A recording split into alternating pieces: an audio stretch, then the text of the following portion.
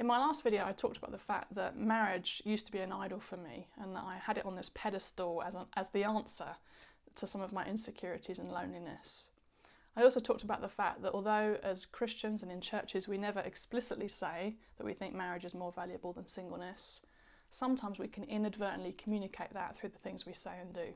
Well, in this video, I want to talk about some of the very real cost and challenge that's associated with being single. And I've already said in a previous video that both marriage and singleness are special gifts from God. And because they're both given to us by God, they carry with them amazing benefits and blessings. But the truth is that marriage and singleness also carry with them their own unique challenges and costs. And I just want to talk a little bit about some of the challenges I've personally faced being single. As I've said in previous videos, I'm not going to be able to cover every different perspective of singleness and every different challenge single people face. But I do hope that some of what I say will be helpful for those who are listening. So let me share with you some of the challenges I've personally had to face and still do face. And the first one really is around the whole area of the general shame that can often be associated with singleness. I've talked about this in a previous video, but it's things like wrestling lies like there's something wrong with you, you don't fit, you've been rejected, because you haven't followed the normal stages in life, there must be something wrong going on. And I would say this is probably the most consistent battle I've had to face through being single. And it's particularly difficult for me at things like family gatherings or special events like weddings or Christmas, when you look around the room and it feels like everyone else is with someone apart from you. And in those moments, it's a real battle to stay present in the room and stay engaged in conversation. Because what shame does, when you feel the shame of that moment, what it does is it causes you to want to run away and hide. And so it's a tussle in those moments to stay connected, to stay present, and to really fight in my mind to believe the truth that God says that my singleness is no less valuable than anyone else's marriage. So that's the first challenge. It's the wrestle with shame and trying to battle in your mind to get hold of the truth that God says your singleness is of equal value to marriage. I think the second challenge for me has been loneliness. And I've heard it said before that what would be worse than being single and feeling lonely is being married and feeling lonely. And I understand the sentiment behind that. I think that being married and feeling alone would be very, very difficult. But I think the challenge with that statement is that it undermines the very real pain that is involved when it comes to feeling lonely as a single person. And I've felt lonely at various different stages in my life, in various different situations. Just to give you a few examples. I think when I'm having to make big life decisions on my own, that can feel very lonely.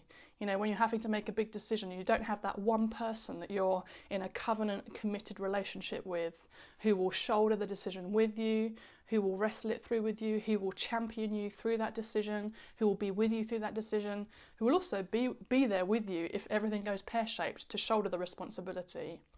I think it can feel very lonely actually as a single person to make big life decisions on your own. I think the second thing for me in terms of loneliness is around the whole area of pioneering. I think pioneering generally can feel quite lonely, but when you're single, and I think particularly for me as a woman in the church, pioneering has felt very lonely at times. You know, when I see husbands championing their wives, creating space for them, providing a platform for them to be who God's called them to be, that can be hard for me to watch because I don't have someone doing that for me. Of course, the truth is that God is the one who provides space for me. He's the one who creates a platform for me. But still, it doesn't take away from the pain and the challenge of having to walk that road as a single person. And also, when I look ahead to the future, I have to really fight in my mind not to partner with the fear of being alone in the future. You know, sometimes I think about, what's going to happen if my close single friends, who really are like family to me, what's going to happen if they get married and have their own children and I don't? They're going to start their own different traditions with their family. They're going to have different priorities. And the challenge really is to not begin to think, oh my gosh, I'm going to be left on my own. And so loneliness is a real challenge when it comes to being single. I think the last challenge for me would be not having my own family. And I think this is probably the challenge that has caused the most grief and the most pain over the years. Now, I know that getting married doesn't automatically mean you're going to have children or have your own family. I know friends who haven't been able to conceive, and some friends who haven't chosen to go down that route. But for me, this is a real challenging one because I feel very passionate about being a mother, and I love family. And I know that within the church I am a mother. I am a mother to the people around me, and I build family wherever I go. But it doesn't take away the very real pain and grief of not having my own family. You know, that whole thing of not being able to create your own family traditions around Christmas, around birthdays, not being able to see my kids grow up, not being able to pass on to them the legacy that I am building in God, not being able to just directly pass that on to my own kids is painful, it's challenging, and it's one of the costs for me of being single. So those are some of the challenges I personally face. How about you?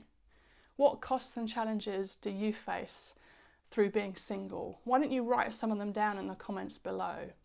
And I just want to encourage you to get some time with the Father and to pour your heart out to Him, because He knows exactly what you need, and the truth is that His grace is sufficient for you.